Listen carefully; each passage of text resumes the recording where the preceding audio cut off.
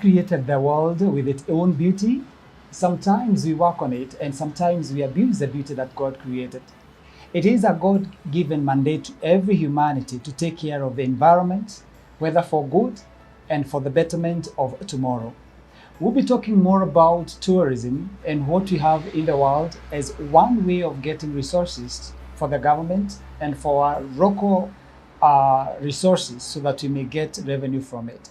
So today, I'll be talking with Alex Francis, a tour manager guide, who will be able to tell us more about that. We get to know, is it a crime for me as a local citizen to be a local tourism or a local tourist? Is it a taboo for me to get a vehicle and go and visit Masai Mara, go and climb Mount Kenya? Is it a taboo to African people? We will get to see and hear more about that once we get there. In the meantime, this is Kagame Bernard, and I'm going to take you through this. And this is Baraka Tupu TV. You can subscribe and get more information. This is for divine wisdom and the blessing. So we are believing that this will be for your own benefit. Welcome, Alex, and kindly say hi to our viewer and introduce yourself. Thank you, Mr. Kagame. My name is Alex Francis. I am a tour manager guide, and pleasure to be with you at this time. Yeah. All right. What is tourism? Can you define for us what is tourism and what is all about? Okay. Talking about tourism. Tourism is I can define it. Is that act of maybe moving from one place to another for one purpose, like leisure. Yeah, so that is how I can define tourism. Yeah. Can anybody be a tourist? Yeah, you can be a tourist. Like you personally, Mr. Kagame. So if you want to go to a country like Tanzania, all right. Yeah, and then your purpose for going to that country is maybe leisure, right, and also to visit some of the tourist attraction that is in that place. Right. Yeah, we can call you a tourist. Yeah. When I was growing up, I only knew that tourism is only for the white people coming all the way from the Western country and come and enjoy our environment, our nature, and all those things. Is that true? No, that is not the truth. As I said, like tourism, it's you can decide maybe to travel from one place to another. So if your intention to go to that place is to see some of the tourist attraction that is there, then you are tourist. So we have two types of tourism. We have the international tourism, and then we have the local tourism. So you personally, if you want to go to a place like Mombasa, I can call you a local tourist. Okay. Yeah, but if a tourist comes from maybe, let's say, England to Kenya to see some of the big five, then that is an international tourist. Yeah. So what does tourism entails? That act of traveling from one place to another. Yeah, that is tourism. Yeah. Okay. So when you decide to take someone for a tour, are they specific on what they want to achieve, or it is your responsibility as a tour guide to demonstrate your skills and even to demonstrate what type of tourism you have? How does that go? Okay. If you're a tourist, yeah, you might be going to a place to visit certain thing. But if you just want to go to a country like you're coming from UK, coming to Kenya, and then you just want to visit a national park. Obviously, there are some of the things that you'll see that will be you love them. All right. Yeah, so you might be coming to Kenya. You might not know what you're coming to see. Right. But when you have a tour guide, that's why some of us are tour guides that will be able to show you some of the tourist attractions that we have around this country. Yeah, so generally, if you are tourist, you are coming to a different country that you have never been, or else like if you have ever been to that country, there are some of the things that you loved about that country, and then you might be coming to revisit those things. Ah. Yeah. Some international tourists will come for the big five. Mm-hmm. We may not specifically know where they are, but probably you could tell us more about the big five. Are they available in Kenya or are they only in East Africa? Talk to us about that. The big five, yeah, we have them in Kenya. Yeah. Yeah, we have, and then some of the big five. We have one, the lion. The lion. We have elephant. We have the rhino. Then we have the buffalo. And then the fifth one is the leopard. The leopard. Yeah. Is a leopard among the big five? Yes. Right. Okay. Yeah. Are they available in Kenya or they are specifically other places within East Africa? Do we have them in Kenya? Yeah, we do have them in various parks that we have in Kenya. Like mostly, so if you want to go to, like if you really want to see a big five, some of the big five, I can refer you to Masai Mara. That is a place that you'll be very much assured that you can see all of them. Yeah, but if you're traveling from one country to another, you have a travel advisor that will advise you some of the places that you want to go, and some of the things that you want to see. You can they can tell you what you will see. Yeah, so for example, if you're coming from US and then you want to see some of the big five, and mostly you don't want to go to Masai Mara, you can be referred to other places. Like we have a national park around Nairobi, called the Nairobi National Park, and then that one is very much assured that you can see some of the big five. We'll come back to the national park that we have within the capital cities in East Africa. But before we come to that, let's go back to Masai Mara. Okay. Do we have specific places within Masai Mara or specific time whereby if you want to see the big five within Masai Mara that you have either to wake early in the morning or to come back late in the evening for you to see some of these big five? Oh yeah, so going to Masai Mara, okay, let me start by saying this. Game drives are done early in the morning, yeah, from maybe 6:30 to like 12 noon, right? And then later in the evening from maybe 4. The reason why they are done during that time is that some of the cats, they are active during the morning and also during the evening, because you know, when they are exposed to sun, yeah, they don't like that much heat. All right. Yeah, that's why most of them, they're active during the mornings and then later in the evening. Right. Yeah. Sometimes we've been seeing the Ministry of Tourism, specifically in Kenya, they are very, very, very serious on rhinos and elephants and lions. And could you kindly take us through and tell us, people have been killing these animals. All right. Do you think the security as far as tourism is concerned are very serious in protecting our wild animals? Oh yeah. For that question, I can maybe thank the government of Kenya, because we have the Kenya Wildlife Service, right. And when you look, tourism plays a very vital role in the economy of Kenya. So that's why we have that sector for protecting these animals.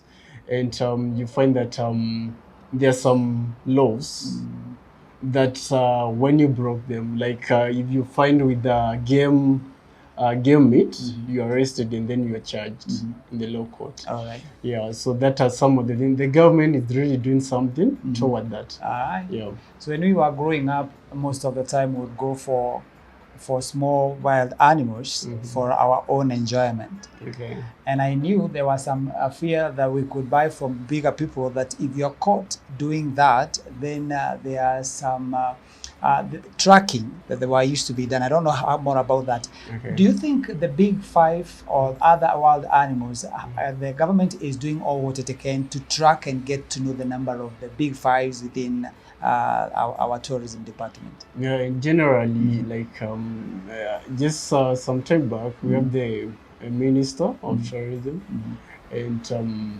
he went to a park in at the coast. We call it let me remember that name. It's called okay. We have Savo. Yeah, so there's that game counting. Yeah, and then he had to do that. Yeah, that game counting to ensure that we have like the number of animals that you have around. All right. Yeah, so that park that I was trying to remember is called Chulu. Yeah. Yeah. As per you now, as a tour manager guide, in your own way, Okay. do you think Kenya or the government is getting enough revenue from the tourism department? As I can say right now is that okay, tourism. You see, we had the COVID-19 that affected everything, and you find that when we're talking about now the the kind of like the economy that tourism is generating, like the kind of fund that the tourism is generating to the economy. Right now is not that much, but before we had a lot of like money that was generated to the economy from tourism. Because when you look at the COVID-19, it had a very negative impact because so many jobs were lost. And some of these properties that we had before, some of them closed permanently, and some are just recovering from what was there, the COVID-19 thing. So they haven't been able to create this much job that was there before. Yeah, but right now, I think now we're approaching the high season, and I think now we are having recruitment. Yeah, we're having that creation of jobs. That's very okay. Yeah. And it's very beautiful to walk around the world and get to see how beautiful Africa is. And particularly those who are there and they find that being a tourist is not part of their agenda. If you would take your time and walk in all the parks within Nairobi or within wherever place there could be, it could be part of you getting to know the type of animals we have. It's very, very beautiful. Back to Masai Mara, there is that event that happens every year of Kenyan tourism, wild animals coming from Tanzania and then going back. Talk about that and what is the name of these animals. Yeah, okay. Talking about the wild beasts migration. So I know that is what you're referring to. Yes, I'm talking of wild beasts. Yeah, so that is something that we might call it the eighth wonder of the world. And that is something that Mara is known for. Yeah, so that migration. I wish if you could maybe join me one day and then you go and see. We will plan on the same. Yeah, you'll see millions and millions of these wild beasts crossing the Mara River. And then there's you see there's something that we call the food chain.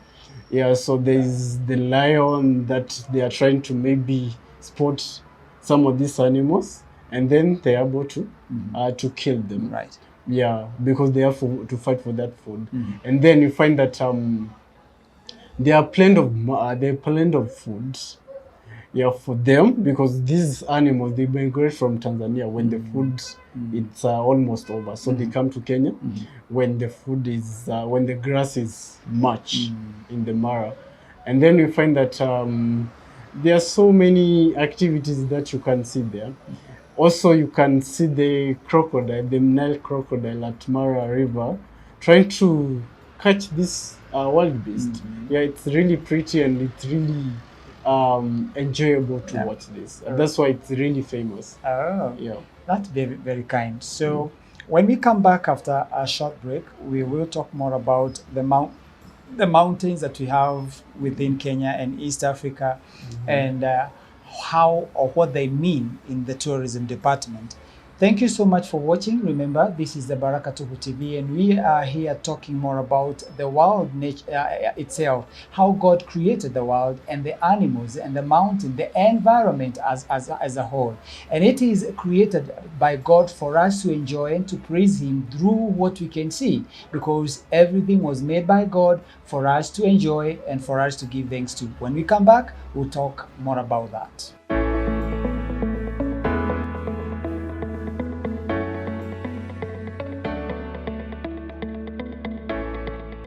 When I go through the Bible, and especially the book of Exodus, and God is having the Israelites from Egypt to wherever He wanted them to be, I see the tourism department in it, and I see beautiful valleys, beautiful mountains, seas, and oceans. So, beside God taking them from Egypt to where He wanted them to be, I think He also wanted them to enjoy the environment, how God created things. And that is one of the things that we are here for.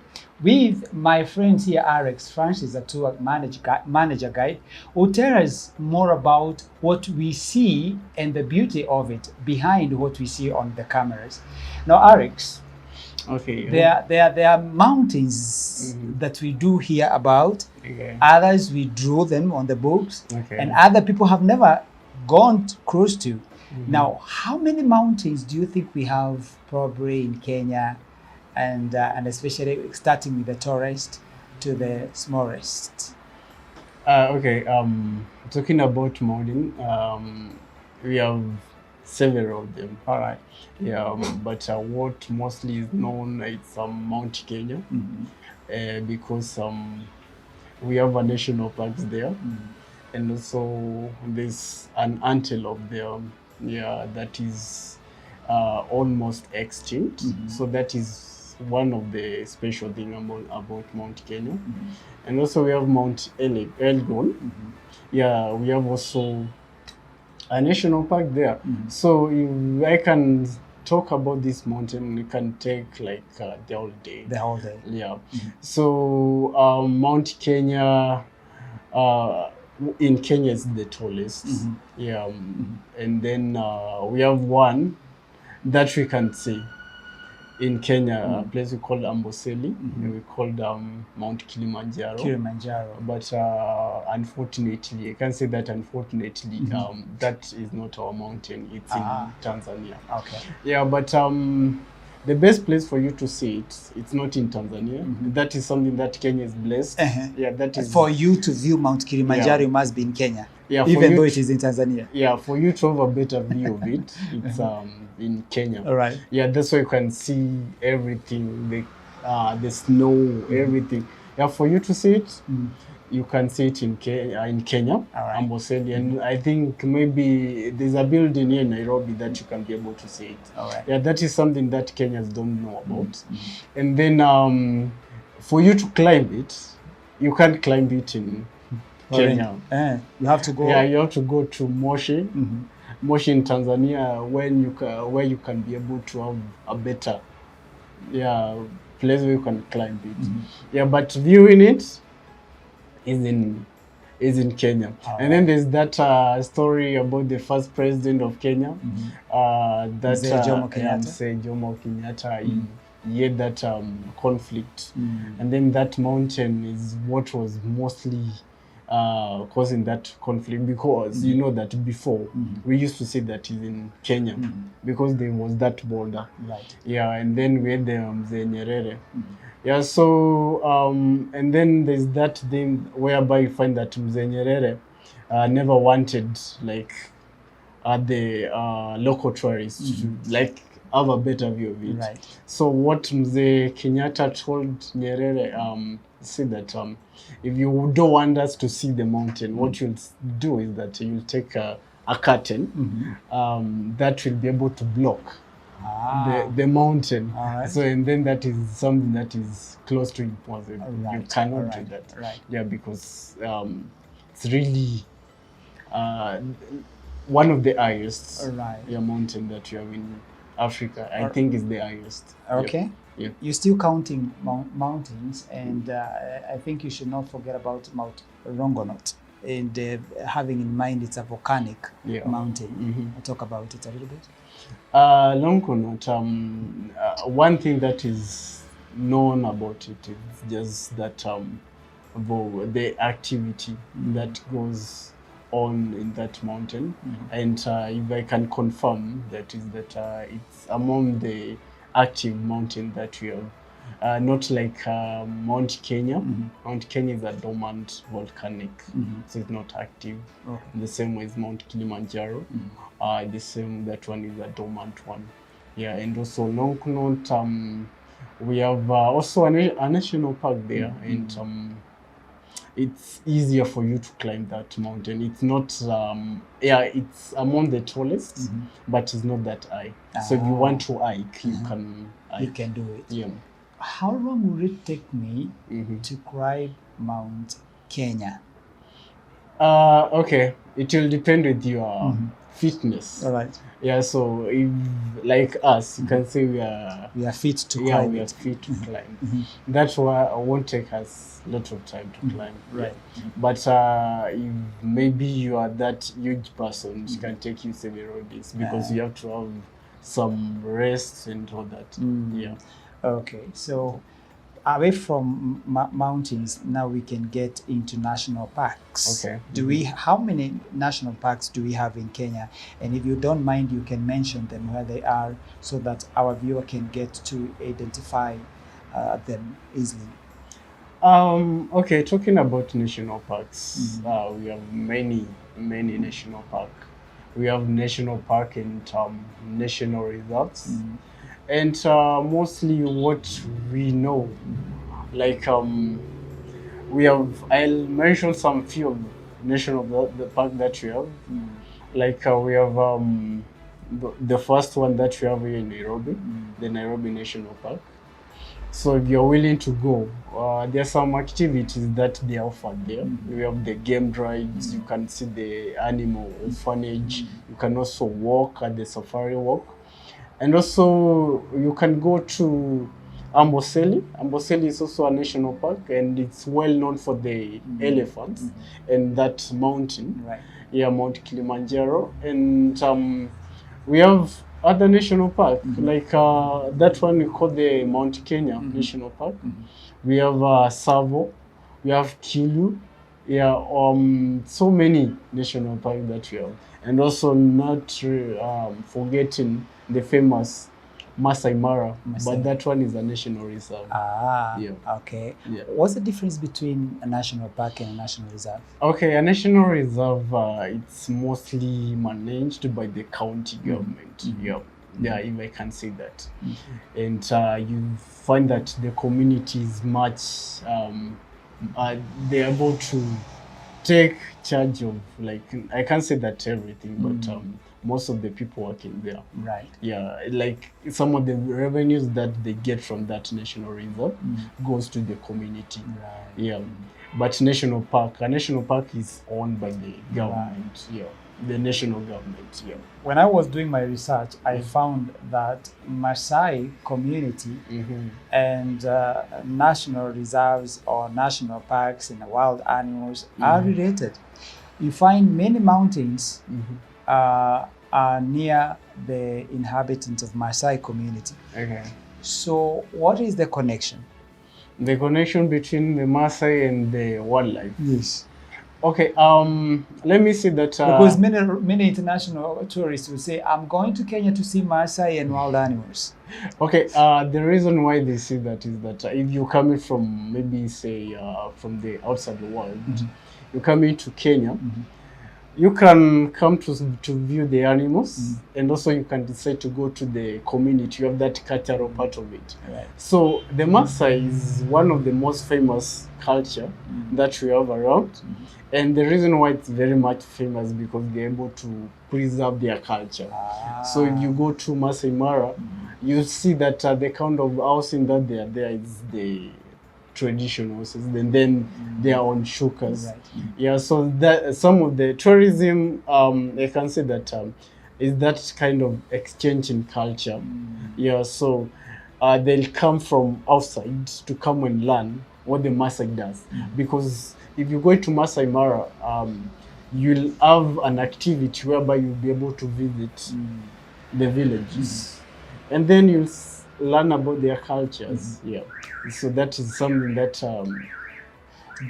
yeah, they really sell it. It's so amazing to see how Maasai community embraces their culture. Yeah. I don't know what they apply on their faces to attract tourism, or is it part of their lifestyle? I am not sure about that. Maybe you can tell us more about that. And the other end is that they are friendly to all type of animals, be it wildlife or domestic. Do you have anything to say about that? Okay, talking about the Maasai, you'll find that if I was born a Maasai, some of these communities, because they live next to these animals, they know how to react, like how to connect with these animals. Yeah. So you find that sometime you can find a young Maasai that you can find that Maasai, maybe it's adding their cattle. And then you find that when you look across, you'll see an elephant, and then they're not afraid of that. So they are like something that is in their blood, that was born with them, that now this thing, it's like a training for us, like for me, a guide, like going to the Maasai, there's no way that I can be able to compete with someone who was born there, who knows like every bird.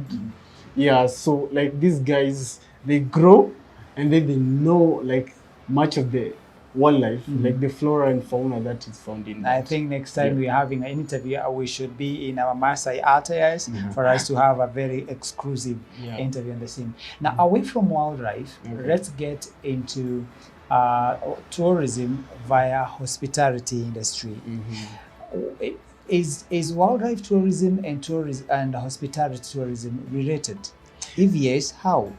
Okay, talking about tourism, you cannot talk about tourism without involving hospitality, because tourism, like you traveling from one place to another, and then you're coming to a place where you don't know anything. So you'll find someone will be like your friend, your new friend. So they, like in Kenya, you find that most of us, we were born with that welcoming. So we have that thing, the hospitality is in us. So when you go to a place like when you come to your country, to Kenya, you're traveling. That's the issue of tourism. Yeah, and then you're coming to a place where you'll stay with you'll stay in an hotel, or a lodge, safari camp. So some of the things that are offered there, they are hospitality. Like when it comes to housekeeping, that is the issue of hospitality. When it comes to like managers welcoming you, that is hospitality, because they want to make you feel at home. Yeah, hospital to you. Yeah, it's like we cannot talk about tourism without involving hospitality. Yeah, I can say it's like joint. Yeah, because you need to tour and you also need to rest. Yeah, because and sometimes you also need to swim. Yeah. So when it comes to hospitality, what are the famous or most common friendly foods for tourism? Or any food in hospitality industry is okay for a tourist? Okay, talking about foods, it will depend where you're going. You can go to a place like in Zanzibar. The kind of food that are offered there, they are quite different. When you come to Masai Mara, you find that it's quite different from what is offered outside. But talking about the foods, you cannot give these guys, a new person, a food that they are not familiar with. So you see, so if you're giving them food, you give them food that they are familiar with. Yeah, so it's just the food that they have mostly in their countries that they are there. But if you want to try something different, you can go to the Maasai community. Yeah, when you're visiting the villages, the Maasai villages, Sometimes you can find that they have cooked their food, so you can have a taste of that. But you know that even when you taste something for the first time, Right. it's not pleasing to you. I thought nyama choma because nyama choma, I think it should also be categorized in the hospitality tourism department, because many would say, I want to go and eat nyama choma in Kenya after I have toured. Now, away from that, do you think we have reliable farms that can connect international tourists with the local tourism? Yeah, I can say that there's the issue of tribal advisories. Yeah, so you'll find someone is in Kenya, another one is in UK. So these people are communicating. Right. Yeah, so you'll send someone from your country, they'll come to my country, and then you'll be able to maybe connect in such a way that if you are in your country and I'm in this country, there are things that you are going to exchange. Yeah, so that is something that we have this firm, we call the travel agents. Yeah, like in Kenya, there are so many of them. Right. Yeah, travel agents. And I personally, I have one of it.